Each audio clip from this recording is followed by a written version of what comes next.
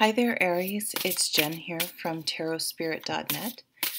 I'm here doing your monthly reading for the month November 2017. This month I'm using the Druid Craft Tarot. Please note that something happened, some update or something with my website wiped out like most of the text on the website, including how I do my readings. So you can still order a personal reading.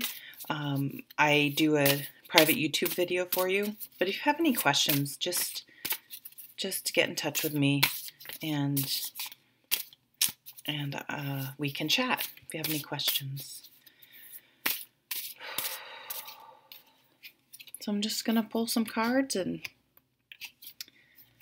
okay, the Ten of Swords now has come out for, you're the third sign I'm doing, 3 signs.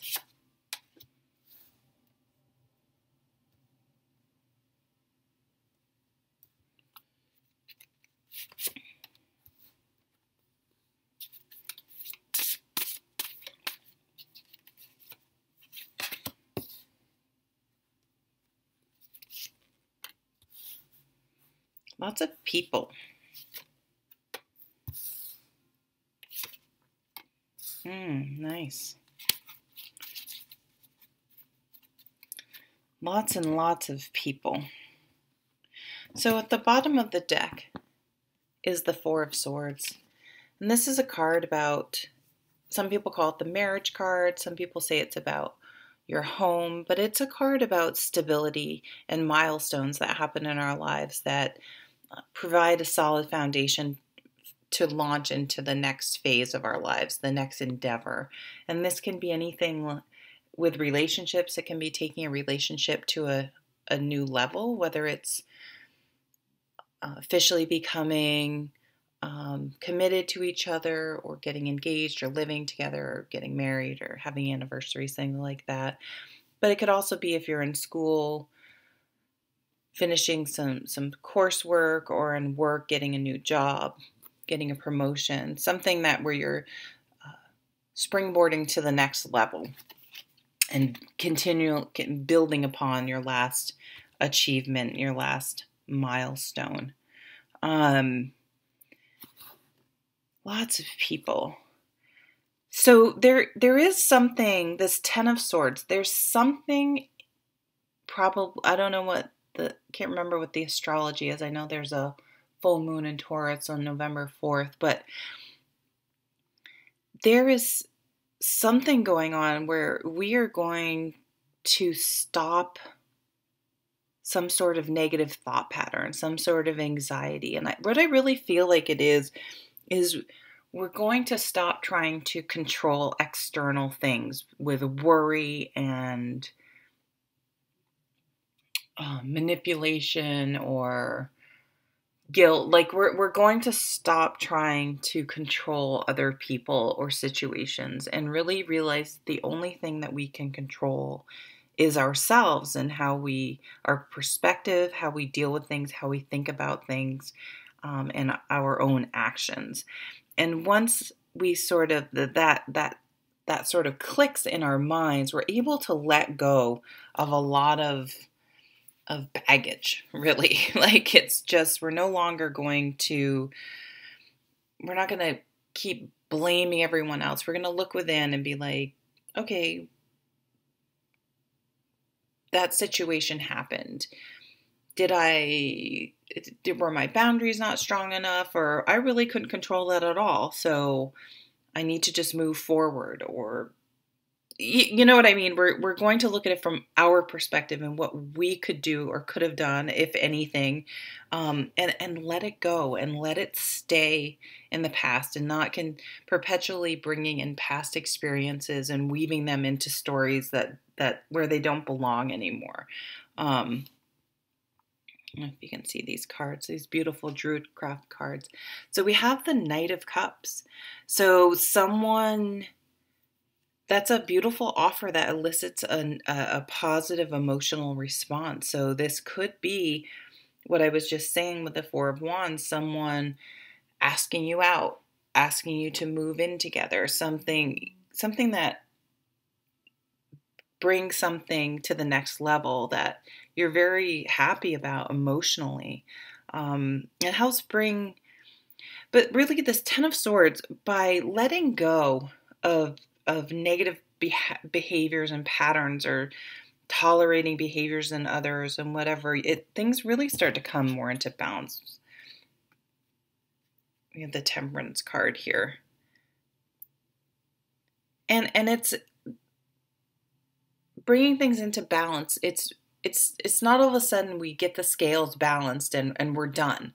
It's something we're always going to be working on. So understanding that helps to relieve some of the, oh, I finally, I felt good this morning. Why do I feel off balance now? It's just, it's life, and it's not a shortcoming with you or with us. With me, I experience all this stuff. Do not pretend to be some super centered spiritual person. I think I obsessively read cards hoping that it will just seep in through osmosis or something. So I am not preaching here. I am learning and trying to get this along with everyone else. And we're just always trying to balance things out, and that's the normal state. It's not, the normal state isn't being in perfect balance. And if you are, fantastic, let me know how you do it. Then we have just so many people. Being the leader in your own life, having the strength to do what's best for you. When that Emperor comes up, we have him in the middle here. It's like you have to be the leader in your own life. So make sure the choices that you're making and the commitments that you're making are truly ones that you want to make. Lots of times are just things, the way we were brought up, society dictate how we should be. For example, you should get married and have kids and get a job with a good 401k and retire at this age. You know what I mean? It's just like, get a nice house and a nice neighborhood and a nice school. But I don't know, what do you want to do? And you need to make this, because if you do that and that doesn't make you happy, it's on you. The people who told you to do that or influenced you, they're not going to be like, oh, I'm so sorry I pushed you into that. They're going to be like, hey, that's what you did. Not my fault you're not happy. So but it takes real strength to do what makes you happy, and not what society or your family or your partner or your friends tell you should do. So, because you're the one that has to live with the consequences regardless. So you may as well be doing, and it doesn't mean you're being selfish and not considering anyone else. If you have a family, it's not like, oh, I'm going to go live and surf in Hawaii and not take care of your family. It's not what it means. But it means really being true to yourself and living an authentic life. And it's like, once you sort of give yourself permission to do that, these opportunities come in. Maybe you're going to leave a relationship because you were in the relationship because you felt somewhat obligated, or you just thought, oh, it's the right thing to do, or you were in a job, and once you are strong enough to start living life the way you want to, these opportunities come in. You start attracting people and situations into your life, or seek them out, and you get inspired and creative. So if you have any creative talents, and these don't only have to be the traditional arts, this can be anything that you're creative or have your own unique twist on. It could be business as much as anything else. Like you get really inspired. Like once you've given yourself permission to take that class you've always wanted to take, or consider moving or getting a new job or whatever, living someplace differently. It's you get super inspired. So it's a domino effect in a positive way. Once you've gotten over these ideas that you've been hanging on to, that you have to do something a certain way, you have to live a certain way, you have to want these certain things. And that, I mean, that could be like, maybe you're like, I don't want to get married. I don't want these traditional things. This is not what I dream about. So what is your wish? Because you have the wish card on the table. And the victory card. So maybe you haven't been successful in some areas in the past because you haven't been being authentic and following what your true passion is. You know, she follows her passion.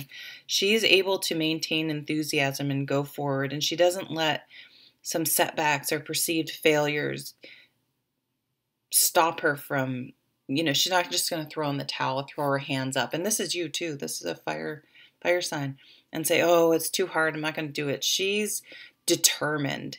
She's going to keep, her enthusiasm, her flames don't go out easily. So, oh, look, she even has this like fire raging in the background. So be persistent and keep going, because you will be victorious. And this card comes up with some sort of homecoming, maybe there is Thanksgiving here in the States. So, for some of you, maybe, okay, here's a total other thread here, but